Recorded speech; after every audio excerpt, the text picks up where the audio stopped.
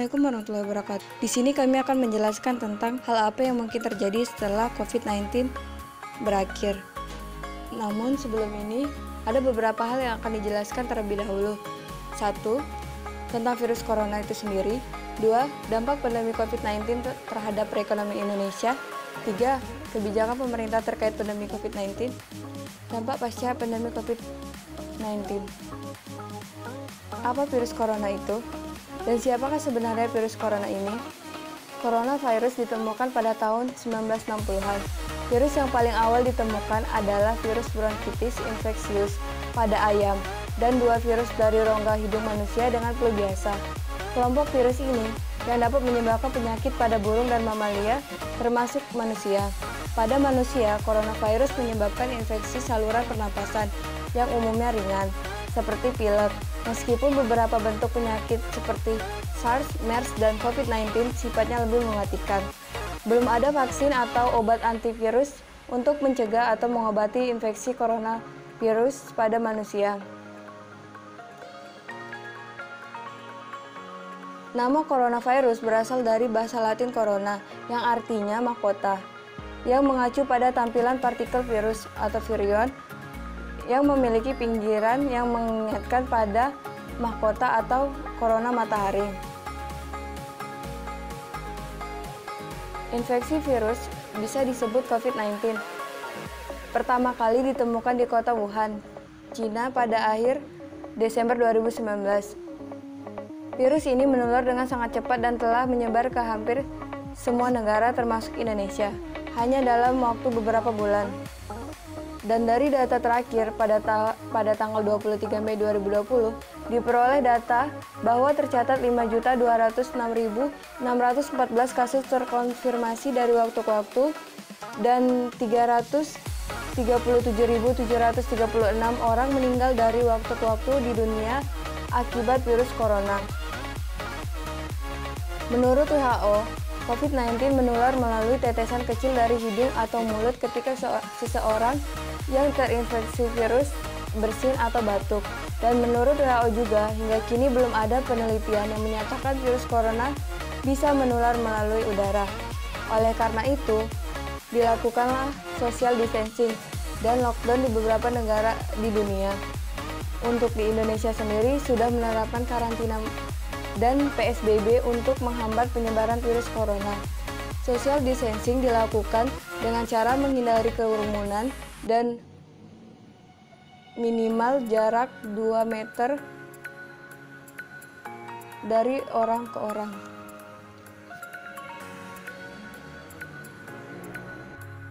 Untuk selanjutnya, kita akan membahas dampak pandemi COVID-19 ini terhadap perekonomian.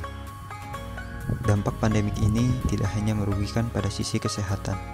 Pandemik ini juga turut memengaruhi perekonomian negara-negara di seluruh dunia, tak terkecuali di Indonesia. Ekonomi global sudah dipastikan melambat.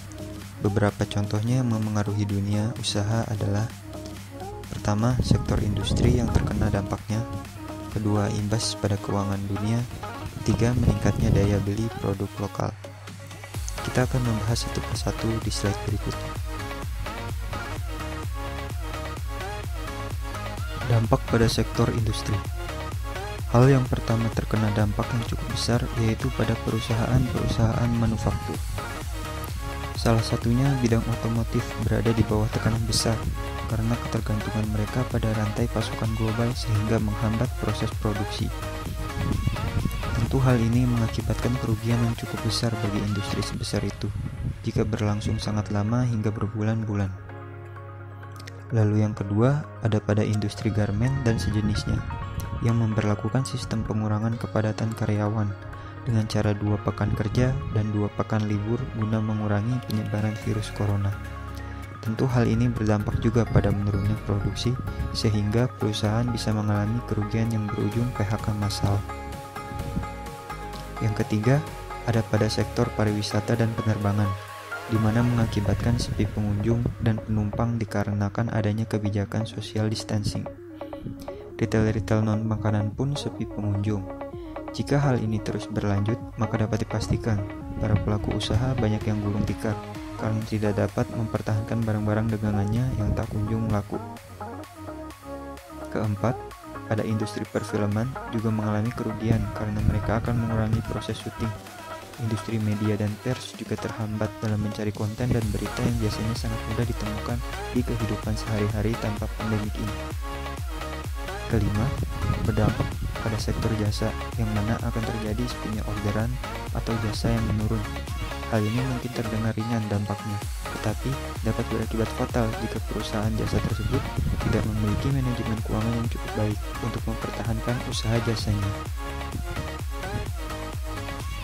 Dampak pada keuangan dunia. Seperti yang sudah kita ketahui bahwa virus corona dapat menempel pada benda, uang adalah salah satunya. Ini dapat menjadi alasan mengapa uang digital akan meningkat kebutuhannya, karena uang digital tidak bisa dipegang atau disentuh, sehingga tidak akan menyebabkan terjadinya kontak fisik. Beda halnya dengan uang fisik atau uang kertas dan logam, yang dapat menyebabkan terjadinya penyebaran virus semakin meningkat resikonya. Lalu selanjutnya terjadi pada nilai tukar uang, khususnya nilai tukar dolar Amerika Serikat meningkat. Hal ini disebabkan oleh banyak hal. Salah satunya adalah turunnya ekonomi negara Cina sehingga negara Indonesia terkena imbasnya karena negara kita cukup bersahabat dengan negara Cina saat ini yang merupakan lawan perang dagang Amerika Serikat dengan Cina yang semakin memanas. Hingga saat ini, 1 dolar Amerika Serikat telah mencapai sekitar 14.690,50 rupiah. Hal ini lebih baik mengingat sebelumnya yang pernah mencapai angka 16.466 rupiah per 25 Maret 2020. Meningkatnya daya jual produk lokal. Dari banyak dampak negatif yang ditimbulkan oleh wabah ini, ternyata ada sisi baiknya, yaitu salah satunya adalah meningkatnya daya beli barang lokal dikarenakan pemerintah sudah melarang barang impor selama wabah ini masih berlangsung. Perusahaan data dan kecerdasan buatan atau Artificial Intelligence Analytic Data Advertising atau ADA mencatat adanya lonjakan penggunaan aplikasi belanja online pemerintah selama penerapan physical distancing untuk mencegah penyebaran pandemi virus COVID-19.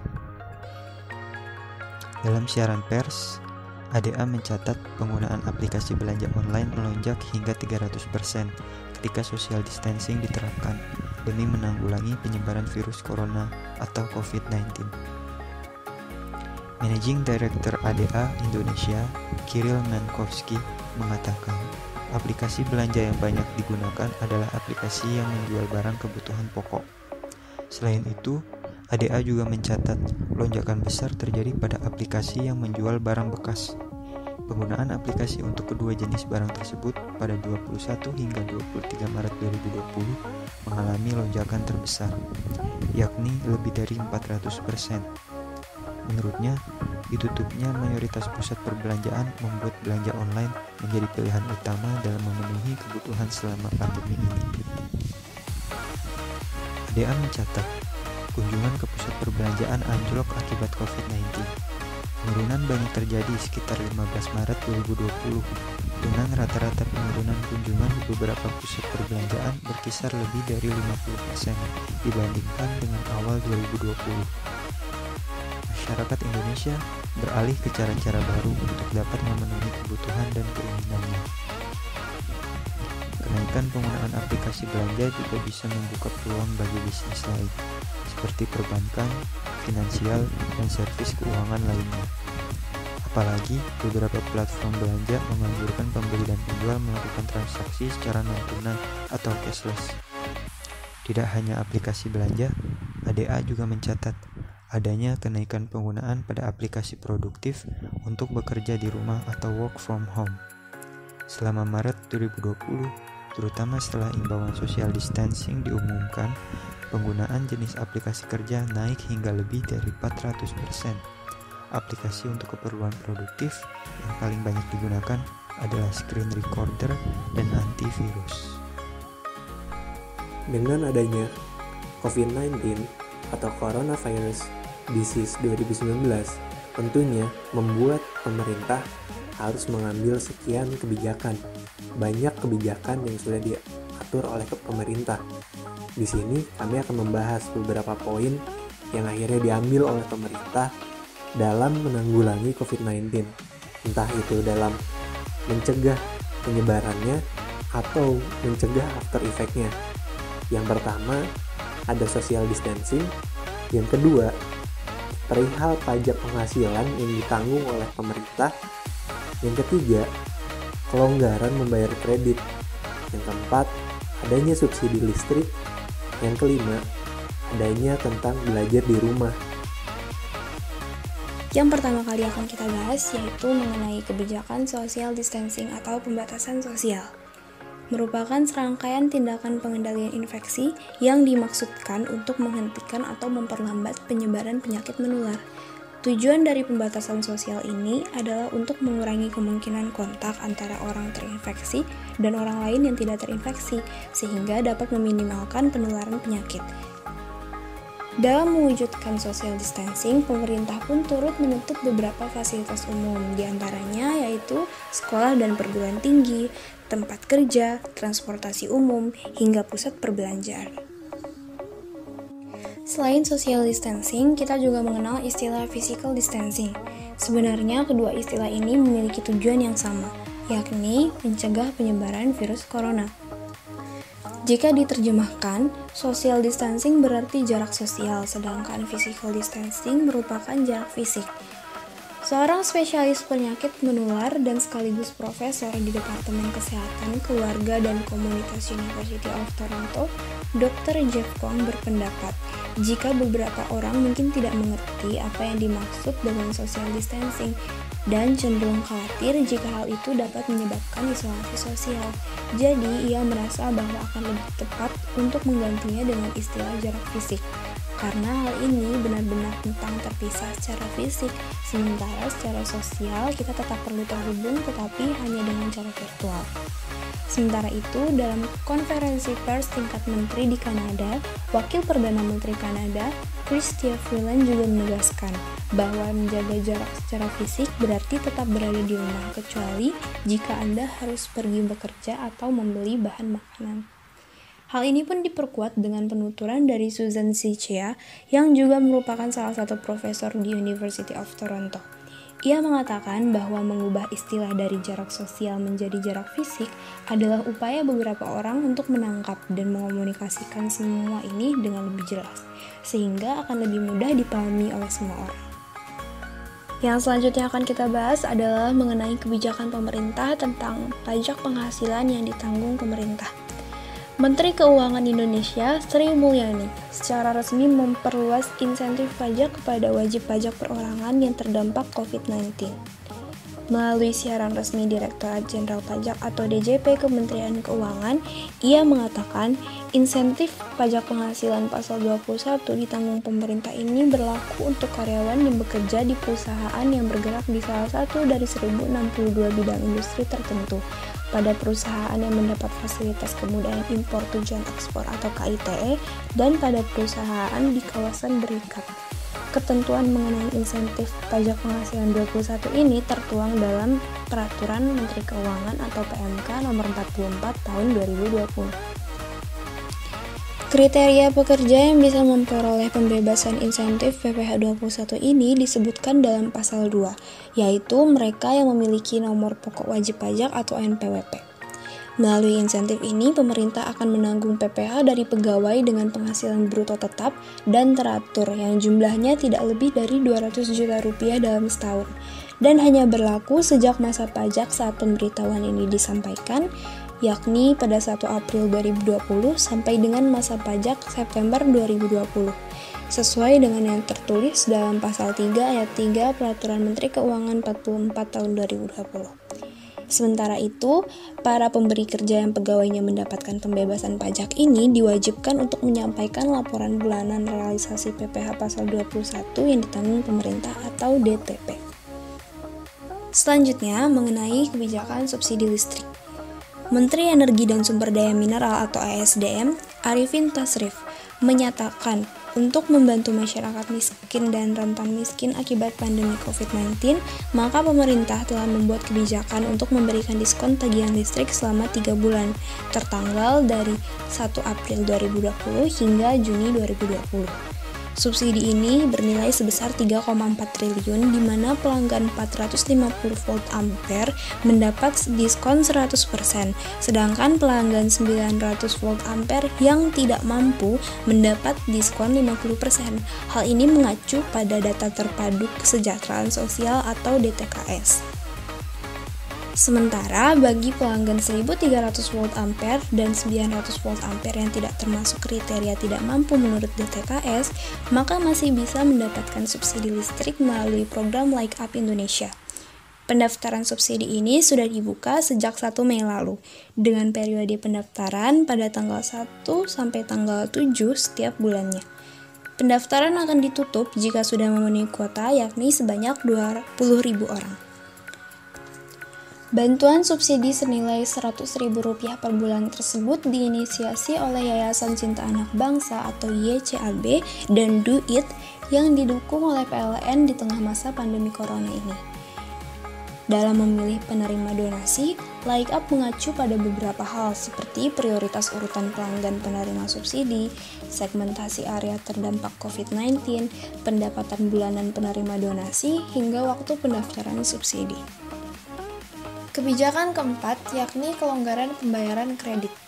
Pemerintah memberikan sejumlah insentif untuk kelompok usaha mikro, kecil, dan menengah atau UMKM. Di antaranya yakni kelonggaran membayar kredit hingga 1 tahun. Presiden Indonesia Joko Widodo mengatakan insentif itu juga disertai dengan penurunan bunga. Meski begitu, ketentuan itu hanya bisa dinikmati oleh UMKM dengan kredit di bawah 10 miliar rupiah. Selain UKM, kelonggaran kredit juga akan diberikan kepada tukang ojek dan sopir taksi. Kelonggaran pinjaman tersebut juga telah mendapat persetujuan dari Bank Indonesia dan Otoritas Jasa Keuangan. Adapun kelonggaran itu berlaku mulai 31 Maret 2020 sampai dengan 31 Maret 2021. Namun begitu, setiap bank memiliki kebijakan masing-masing dalam menjalankan program pelonggaran pembayaran kredit ini, seperti BNI yang memberikan keringanan berupa restrukturisasi bagi debiturnya, namun akan disesuaikan dengan kondisi dan jenis usaha yang dijalankan oleh masing-masing nasabah. Ada pula PT Bank Pan Indonesia dan PT Bank Permata memberikan kebijakan untuk keringanan kredit dalam bentuk perpanjangan jangka waktu kredit, penundaan pembayaran angsuran pokok hingga keringanan pembayaran bunga dengan kurun waktu dan persyaratan yang disesuaikan dengan kondisi perekonomian. Beberapa sektor yang menjadi prioritas untuk dilonggarkan yaitu pariwisata, transportasi, perhotelan, perdagangan, pengolahan, pertanian, dan pertambangan yang paling terdampak pandemi COVID-19. Lantas, apakah masih ada yang dirugikan atau merasa kurang layak peraturan ini? Jika tidak layak, karena apa? Mungkin bisa diberikan saran pada komentar di bawah ini. Nah, ini nih yang sedang dilaksanakan oleh para mahasiswa, termasuk kita-kita juga, yaitu belajar di rumah. Nah, di sini Kementerian Pendidikan juga memberikan sejumlah acuan untuk pelaksanaan pembelajaran, entah itu dari materinya atau dari segi metodenya. Karena setiap fasilitas yang dimiliki siswa atau kemampuan yang dimiliki siswa dalam melakukan pembelajaran secara online atau secara daring ini berbeda-beda. Karena dari itu, dari Kementerian Pendidikan ini melakukan upaya-upaya dari pihak Kementerian Pendidikan melakukan kerjasama dengan provider-provider untuk memberikan kuota edukasi untuk mengakses aplikasi ataupun website belajar. Contohnya, pemerintah sudah melakukan kerjasama dengan provider telekomunikasi seperti Indosat, Telkomsel, dan XL. Nah, namun yang terjadi saat ini banyak keluhan-keluhan yang dialami oleh mahasiswa, mulai dari kuliah daring membuat kantong kering, lalu juga kuliah daring membatasi dalam pelaksanaannya tingkat akhir. Tentu saja dengan adanya belajar di rumah atau belajar daring ini menjadi hambatan bagi setiap mahasiswa yang sedang melakukan kegiatan-kegiatannya, entah kegiatan kemahasiswaan maupun kegiatan akademik. Ini juga menjadi impact yang sangat besar bagi kita mahasiswa. Nah, untuk pembelajaran di rumah pun ada beberapa juga yang menjadi hal poin plus. Contohnya, ketika dari dosen memberikan sebuah materi, maka materi ini bisa diulang-ulang karena bentuknya berupa video atau bisa direkam. Berbeda dengan pembelajaran secara langsung yang materinya hanya disampaikan hanya sekali dan tidak bisa diulang. Materinya pun hanya bisa diulang sekadar membaca catatan. Catatan ini berasal dari materi-materi yang sudah diterangkan oleh dosen. Banyak keterbatasan bukan? Maka dari dampak corona ini juga menimbulkan dampak yang positif dan juga dampak yang negatif. Yang tentunya kita harus bisa memilah mana yang baik, mana yang buruk. Yang buruk kita perbaiki, yang baik kita tingkatkan. Tentunya belajar di rumah ini juga sangat menarik untuk bagi mahasiswa. Karena apa?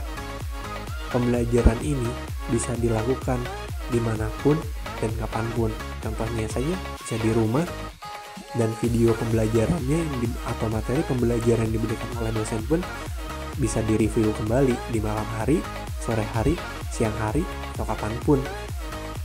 Jadi sesuai waktu yang diperlukan oleh mahasiswa. Jadi mungkin saja mahasiswa ini produktifnya di malam hari, ya dia bisa belajar di malam hari sepanjang waktu karena ada media pembelajaran yang memfasilitasi mereka. Namun media pembelajaran dari rumah ini tidak bisa menggantikan interaksi secara langsung, karena interaksi secara langsung merupakan interaksi yang paling mudah untuk menanyakan sesuatu yang tidak dimengerti. Apakah dengan proses pembelajaran di rumah ini banyak poin positifnya atau lebih banyak negatifnya?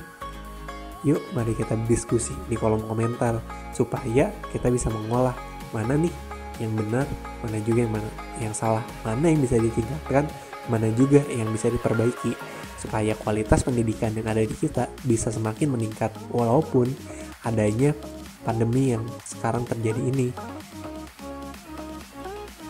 Ada beberapa lifestyle pasca terjadinya pandemi, di antaranya konsultasi kesehatan. Dalam hal ini, diharapkan pemerintah dan masyarakat ketat dalam pencegahan coronavirus dengan melakukan pemeriksaan suhu badan dan selalu menjaga kebersihan. Selain itu, masyarakat akan lebih rutin konsultasi kesehatan agar apabila ada keluhan dapat ditangani dengan cepat. Selain itu, masyarakat akan lebih banyak interaksi contactless, berbagai pertemuan online, belanja online, bahkan hiburan pun dengan diadakannya konser online. Karena coronavirus membuat sebagian besar dari kita sangat sadar akan setiap permukaan yang dapat disentuh yang dapat menularkan penyakit. Maka dari itu, setelah terjadinya coronavirus, diharapkan kita akan memiliki lebih banyak suara dan antarmuka penglihatan mesin. Sebelum pandemi, kita lihat peluncuran opsi pembayaran tanpa kontak melalui perangkat seluler. Namun, dengan bertambahnya orang yang ingin membatasi apa yang mereka sentuh, opsi untuk membayar barang dan jasa yang tidak memerlukan kontak fisik kemungkinan akan mendapatkan daya tarik. Selain itu, seperti yang dilansir pada artikel di situs Forbes, The New World, How the World Will Be Different After COVID-19, akan ada beberapa tambahan kebiasaan masyarakat yang akan mengalami perubahan setelah krisis kesehatan ini mereda, seperti pemasokan barang akan lebih bersifat lokal dibandingkan global. Hal ini dikarenakan banyaknya hambatan dan tingginya tarif yang harus dilakukan untuk pemasokan barang dari negara asing. Selain itu, perusahaan akan enggan mempercayai semua pasokan dari satu negara asing. sehingga pemasok lokal lebih dianggap menguntungkan. Lalu, pandangan masyarakat terhadap standar kesehatan akan lebih tinggi dibandingkan sebelum terjadinya penyebaran COVID-19. Selama krisis ini terjadi, masyarakat menyadari kesehatan dan kebersihan merupakan kunci paling penting agar terhindar dari virus ini. Lalu, akan membutuhkan waktu untuk mendapatkan kepercayaan yang telah hilang. Misalnya, masyarakat akan membutuhkan waktu untuk merasa nyaman berinteraksi dan membiarkan orang asing masuk ke rumah mereka. Atau akan dibutuhkan waktu untuk membiarkan warga dari negara dengan tingkat infeksi yang tinggi dapat datang berkunjung sebagai wisatawan. Orang-orang akan lebih memerhatikan asuransi. Sebelum adanya penyebaran COVID-19, mitigasi risiko dan asuransi sering dipandang membosankan dan terlalu pesimistis bagi perusahaan. Tapi ketika krisis ini berlangsung, kekacauan terjadi di berbagai sektor di seluruh dunia. Oleh karena itu, perusahaan akan secara aktif mengembangkan dan menguji rencana kontingensi dan mencari layanan asuransi untuk melindungi diri mereka sendiri. Di Indonesia, bisa dilihat jumlah kasus COVID-19 yang terjadi masih mengalami kenaikan, dan pemerintah telah membuat berbagai kebijakan agar bisa menekan peningkatan kasus ini. Dari berbagai kebijakan yang telah dibuat, muncullah istilah pelaksanaan new normal di masyarakat. Menurut pakar epidemiologi Universitas Indonesia, Pandu Riono di Kompas.com, mengatakan new normal lebih menekankan kepada kesiapan individu terhadap aktivitas di luar rumah, meski virus corona belum lenyap sekalipun. Namun yang terpenting adalah bagaimana perilaku kita saat berada di ruang publik tersebut. Setiap sektor harus menerapkan standar dan syarat yang harus dipatuhi ketika mulai membuka layanan. Standar dan syarat itu harus tetap mengikuti protokol pencegahan penularan COVID-19. Terkait pelaksanaan atau kapan waktu yang tepat untuk memulai kondisi new normal, perlu melihat kajian evaluasi epidemiologi kondisi wilayah yang akan dilonggarkan tersebut. Kebijakan soal new normal sendiri tertuang dalam keputusan Menteri Kesehatan tentang panduan pencegahan dan pengendalian COVID-19 di tempat kerja perkantoran dan industri dalam mendukung keberlangsungan usaha pada situasi pandemi. Akan tetapi, kebijakan ini banyak mendapat kritikan karena jumlah kasus positif virus corona di Indonesia masih terus meningkat. Dari pembahasan-pembahasan yang kami obrolkan, semoga bermanfaat ya. Tentunya ada kekurangan, juga ada kelebihan. Yang tentunya kekurangan berasal murni dari kesalahan kami. Namun, dengan adanya COVID-19 ini, harapannya kawan-kawan sekalian bisa mengambil setiap hikmah atau value positif, sehingga sudah pandemi ini kita bisa menjadi individu yang lebih baik lagi. Jangan lupa jaga kebersihan, kesehatan, ikuti anjuran pemerintah. Karena kalau bukan kita, siapa lagi yang peduli kan? Kami dari kelompok 1 pamit undur diri ya. Kurangnya bisa dikomentari di kolom komentar, dan lebihnya silahkan ambil sebanyak-banyaknya. Semoga bermanfaat ya.